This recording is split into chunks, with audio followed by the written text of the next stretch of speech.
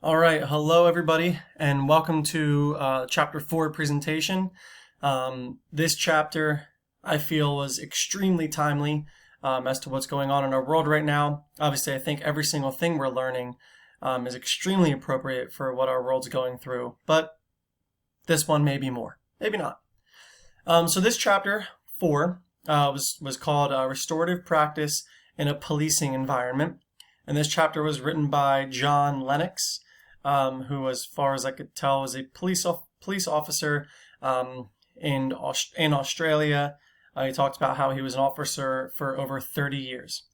So what he did was, in the first part of the chapter, he talked about kind of the introduction to the neighborhood that he worked in, some of the things he noticed in his neighborhood, and then he walked through how he witnessed three of the portions of the compass of shame, and how that related to his work. So that's what we're going to go through here. Okay, so first, he worked in a high crime neighborhood in Australia, 99% sure. So these were some of the things that jumped off the page for him.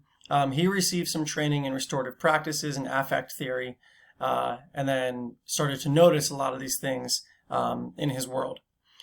So one of the things he thought was really important was that police don't know the life story of every offender, so they have a really limited understanding of their script. Basically meaning that, every person you could run into could be a stranger, so you don't necessarily know how they're going to react to a certain situation. Now, what he said was they'd often would have unexpected results during a certain confrontation. So what maybe started off as simply pulling someone over to give them a warning, the police officer was not aware of the script that the driver was running. So that driver could immediately react with intense anger and rage, and it could actually result in the driver being arrested for attacks against the police officer. So this point was so important to him. He was like, listen, I don't understand where other people are coming from at all times. And the point he continued to drive over and over again was the biggest effort he could make was making relationships and understanding other people's scripts so he could understand how to interact with them.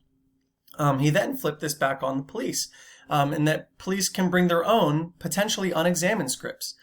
So what scripts are the police running that are going to automatically make them react to a scenario in a certain way that could result negatively?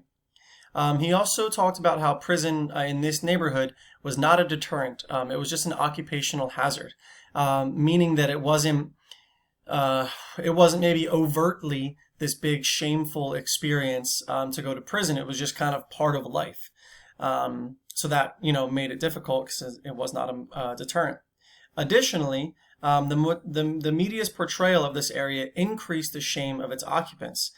So the media was constantly reporting on, how there was a lot of crime, whatever the new crime was that day. So the people that lived there were just kind of stuck in this quagmire of constant shame based on where they lived. And a lot of the police at that time believed that their job was to arrest the offender first and then let the courts decide if they were guilty or not guilty. And what John figured out was that this just only led to worse behavior, right? Because we've automatically said you're a bad person right off the bat, and that obviously, as we know, is going to make people's behavior worse. Okay, so I'm running slow on time as I'm talking. Okay, so then he talks about each aspect of the compass of shame. So what he saw from attack self as a result of shame was just suicide after suicide after suicide of victims and offenders of crimes. He gave this entire families being lost to suicide. So maybe an offender of a crime experienced shame and committed suicide, and then their father, as a result of that shame, committed suicide. It was this attack self, this perpetuating experience that just continued to go on. Also, this sense of attack self helped to perpetuate family violence. So he said he had a lot of experiences where he would ask, spouses or recommend that spouses leave if they're experiencing violence. But the victim here, which is the spouse, experienced shame and would attack self and say, "No, it's my fault that I was abused, and who would like me anyway?" So this kind of perpetuating attack self would only increase the shame and increase these crimes. Obviously, attack other is a huge part of this.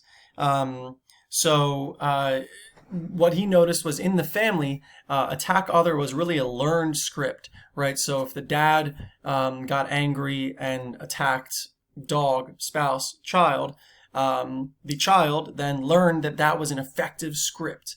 Attack other was an effective script. So one kind of story of how this would happen is that the men would receive unemployment benefits, and then they would spend this money on, drinking, drugs, gambling, and so on and so forth. And I thought it was really, really important that we would look at the use of these funds as inappropriate, right? We're saying, oh, you're getting money from the government and you're spending it on this garbage. But this police officer, he says verbatim that this is understandable desire. To have some interest when faced with a bleak future, right? So all these people, they're living in this quagmire of shame and crime. And is it so wrong for them to spend their funds inappropriately on things that bring them some level of happiness? I thought that was a really interesting point. But then this inappropriate use of funds would lead to shame. And that shame would lead to attack other, which was often the spouse. Now, he did find that when he was arresting people, if he kind of used this idea of shame and used this idea of taking them away from shame, he could have more peaceful arrests. Because instead of the person believing that they should attack other, which is the police officer during the arrest, he said, "Listen, man, you can be a man here. You can step up. You can show strength, and you can walk out of here with control, with self-control, and with respect. And you can remove that shame of being arrested, and you can instead say, you know what, this is something that I can feel like I have control over." So he kind of used that knowledge of affect to have more peaceful arrests when he had to make arrests. And the last one was avoidance. The avoidance here is obvious. When they experienced shame, there was enormous amount of drug use and alcohol use in the community to avoid the shame that was being perpetuated by the media and crimes that were occurring in the neighborhood. I'm going to kind of pass on that because I'm running out of time here. So his last conclusion, his last point here was a little poem that I definitely thought was worth sharing with you. And he says, it's not his quote, it's an anonymous quote. "No printed word, no spoken plea can teach young hearts what men should be. Not all the books on all the shelves, but what the teachers are themselves." And I think for him, this meant that he wanted to be the leader and the teacher of the people in the community, and that they could only learn and they could only break these cycles of shame by having a relationship, by understanding each other's affects, not by reading books, not by saying, "Please just be better," but by being a person in communication to try to help people through their shame and make it a better community. So thank you very much for listening, and have a wonderful day.